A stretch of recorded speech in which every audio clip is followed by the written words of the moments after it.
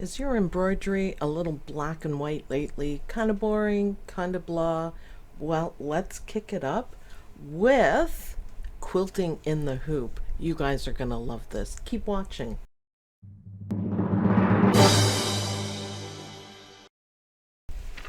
Okay, I have my dime magnetic hoop ready to go. So I'm just going to move this over a little bit and we'll talk about that in a minute. Now, one of the things that's really important is to pick out your threads.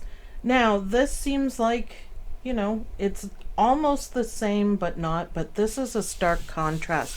And I'm going to show you why I chose this. So these blocks are from a layer cake, and this is the layer cake, minus, of course, the pieces that I used. Look at the bold colors in this layer cake. It is stunning. There's turquoises, there's blues. Everything is really bright and bold. And if you see, this thread matches this pretty well. So this would be a good choice. And I'm planning on doing more of these, so it would be nice if they all kind of matched. But for quilting, you can do any color that you want. See, I was gonna initially do a little bit of pink or salmony color kind of in here, but I thought, let's go bold. The rest of these colors are stunning. Light blue, I'm not sure how well that would go with there, but then we have a whole bunch of greens. This is kind of the one I picked it off of.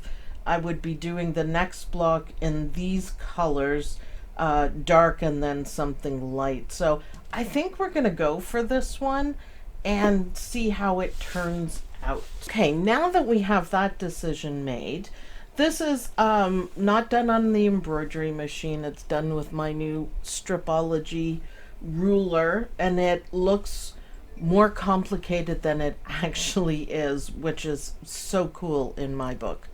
I have my quilt sandwich, so I have the spray basted onto the batting, I'm sorry.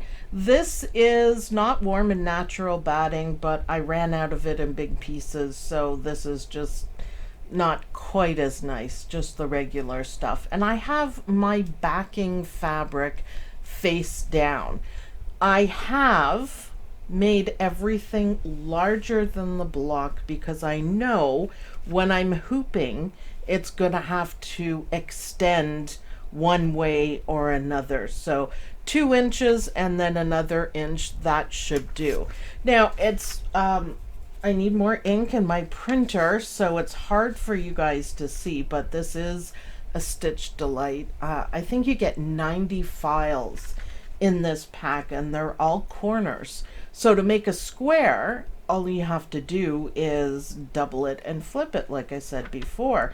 You guys will see this design come to light because it's really hard to see the blue lines. So I have printed it, and it printed the crosshairs, so I know where the center is. Now you could place this on and just kind of eyeball it, keeping in mind 1/4 of an inch doesn't count on this side. So right about there, and you could put it right about there and be happy with it. But because this block has this diagonal line cutting it in half, I made another line and I folded it this way, not to match it up, but to go through the middle. It's a little bit off, but that's okay.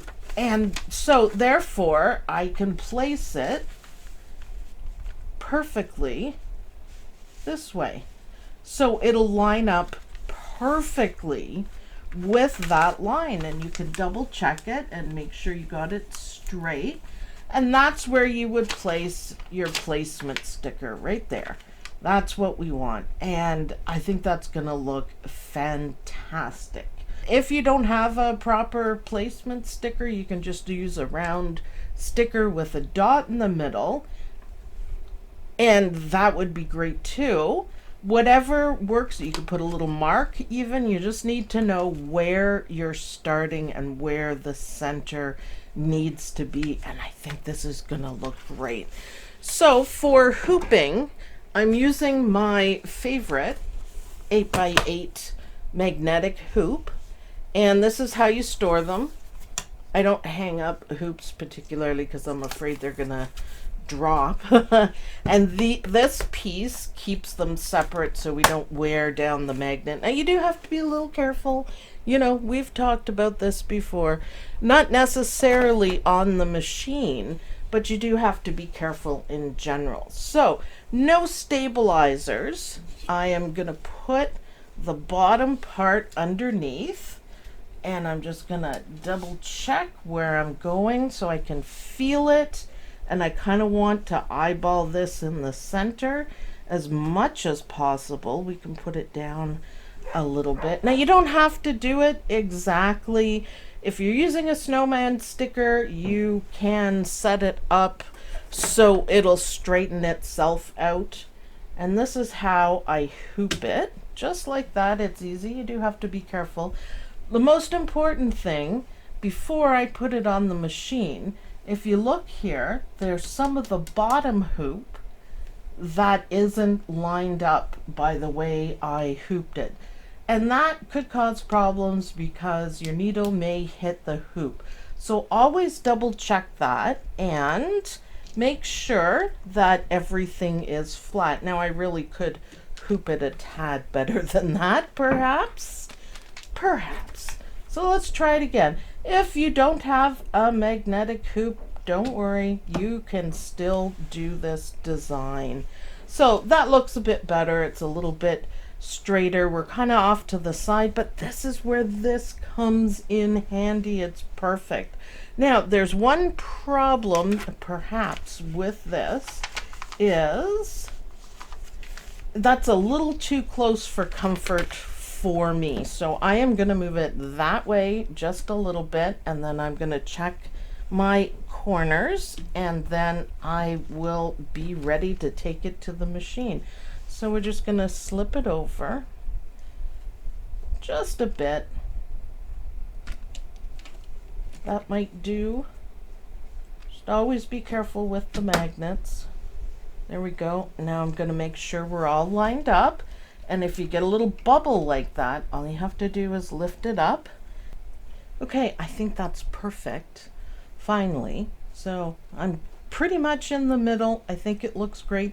Now, if you have a snowman, as long as you place the snowman properly, it will straighten everything out. But I'm not going to use a snowman. I am going to use McDreamy's abilities. Okay, here we are at McDreamy. I've loaded that beautiful dark color bobbin check.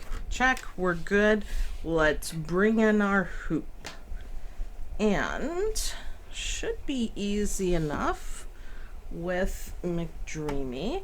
I would like to get one day a hoop guard because I think that would be really handy.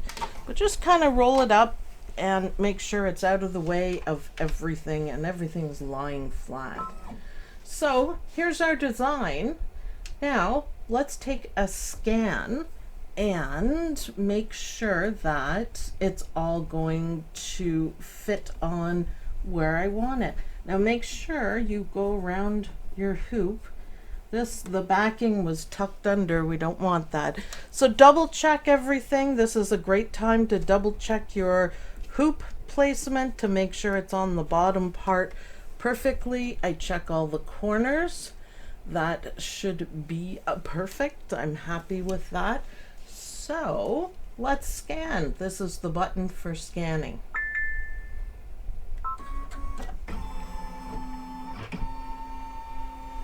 Now this is really helpful if you have a machine like this. If you don't, you can just use your marking template. So you can see here I need to edit this a little bit and move it because it's not straight on the line. And I didn't hoop it properly. So let's go to the move button. I'm going to bring it down to the bottom, and then I want to rotate it. So what I'm trying to do is line it up a little bit better with the bottom of the hoop. So let's do it by 1 degree, because we want the angles to work. See, that looks better. So okay, then we're going to go back to move, and we want it up, and we want these lines to match up. It's a little bit hard to see. So this is something you could just fiddle around with. So, okay, it's not even by any means. So let's get moving that over. And it's just a matter of placement. So the goal here is to have this line here on a corner and that line on a corner. I think that might be pretty good. It looks straight to me, even though we're all crooked, but because I lined it up with the bottom of the square right here, then I know it's gonna work. And if you look where my needle is, if I were to put my foot down, you can see that it's pretty darn close. Now I could move it over a little bit. McDreamy also has a needle cam, which is pretty cool. I hit the wrong button. I wanted my foot up.